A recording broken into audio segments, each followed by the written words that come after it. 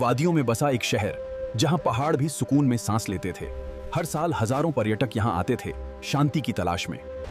लेकिन उस दिन सुबह की शांति अचानक चीखों में बदल गई। जंगल से निकले कुछ लोग, हाथों में हथियार और नजरों में नफरत। 26 मासूम लोग अपनी जान गंवा बैठे। कुछ ही मिनटों में एक पर्यटन स्थल एक कब्रिस्तान बन चुका था। 7 मई 2025 की वह तारीख भारतीय सैन्य इतिहास में स्वर्ण अक्षरों में दर्ज हो गई। रात के सन्नाटे में जब दुनिया सो रही थी, भारत के ऑपरेशन सिंदूर ने सीमा पार आतंक के किलों को ढहा दिया। ये हमला 22 अप्रैल 2025 को पहलगाम की बैसरन घाटी में हुए उस कायराना हमले का जवाब था, जहां आतंकियों ने धर्म पूछकर 26 बेगुनाह भारतीयों की हत्या कर दी थी। उस दर्द और इंसाफ की भावना से प्रेरित होकर भारत ने पहली बार अंतर्राष्ट्रीय सीमा के 100 किलोमीटर अंदर जाकर सर्जिकल प्रहार किया। इस पूरी कहानी की शुरुआत 22 अप्रैल 2025 को हुई, जब लश्कर-ए-तैयबा के फ्रंट ग्रुप MTRF के आतंकियों ने मानवता की सारी हदें पार कर दी।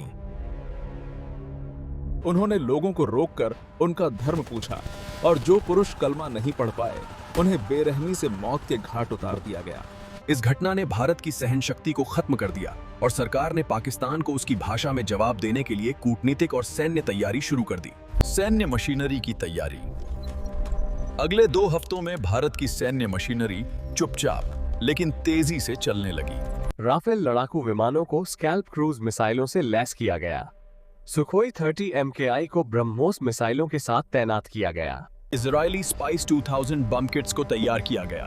हेरोप लॉइटरिंग म्यूनिशन ड्रोन, वे कामिकाजे ड्रोन्स जो घंटों हवा में मंडरा सकते हैं। ब्रह्मोस सुपरसोनिक क्रूज मिसाइलें स्टैंड बाय पर। प्रहार और निर्भय मिसाइल सिस्टम सक्रिय। हर लॉन्चर, हर बैटरी को GPS कोऑर्डिनेट्स मिल चुके थे। रूस से आयातित S-400 सिस्टम को अलर्ट पर रखा गया। आकाश और स्पाइडर वायु रक्षा प्रणालियां तैनात। रडार नेटवर्क 24/7 निगरानी में। खुफिया तंत्र की सक्रियता।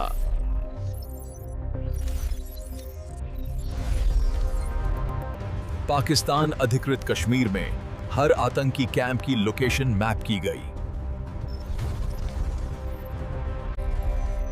9 टारगेट्स वर सिलेक्टेड। आजाद कश्मीर में लश्कर-ए-तैयबा के 6 शिविर। पंजाब प्रांत में जैश-ए-मोहम्मद के 3 ठिकाने।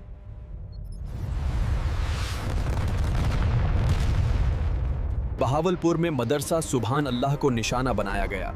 ये जैश-ए-मोहम्मद का वो नर्व सेंटर था जहां भारत पर हमलों की प्लानिंग होती थी। मुरीदके में लश्कर का मुख्यालय मरकज तैयबा तबाह हुआ। हाफिज सईद के इस साम्राज्य में आतंकियों को ट्रेनिंग और प्रोपेगेंडा की घुट्टी पिलाई जाती है। बरनाला की मस्जिद अली हदीद का इस्तेमाल लश्कर द्वारा आत्मघाती फिदाइन दस्तों को तैयार करने और उनके ब्रेन वॉश के लिए किया जाता था। मुजफ्फराबाद के शवाई नाला कैंप में फिदाइन हमलावरों को क्लोज कॉम्बैट और मनोवैज्ञानिक युद्ध की ट्रेनिंग दी जाती थी। कोटली में जैश और हिजबुल के 2 बड़े ठिकाने मस्जिद अब्बास और मुअस्कर राहिल शाहिद, जो अब आतंक के हॉटस्पॉट बन चुके थे, मिटा दिए गए। सीमा के करीब स्थित तलहार कैंप, जो जैश-ए-मोहम्मद के लिए घुसपैठ का मुख्य द्वार था, उसे मलबे में तब्दील कर दिया गया। पास ही स्थित सैयदना बिलाल कैंप विस्फोटकों, गोरिल्ला वॉरफेयर और मैप आधारित घुसपैठ का मुख्य केंद्र था। लेकिन यह जंग सिर्फ सरहद पर नहीं थी। चीन पर्दे के पीछे से लगातार पाकिस्तान की पीठ थपथपा रहा था। ऑपरेशन सिंदूर के बाद कुछ ऐसे चेहरे सामने आए जिन्हें कभी भारत ने मानवीय आधार पर समर्थन दिया था, लेकिन संकट की घड़ी में उन्होंने पाकिस्तान का पक्ष चुना। वहीं तुर्की, जहां भूकंप के समय भारत ने ऑपरेशन दोस्त चलाकर मदद भेजी थी, वो उस समय पीड़ितों के बजाय हमलावरों के साथ खड़ा था।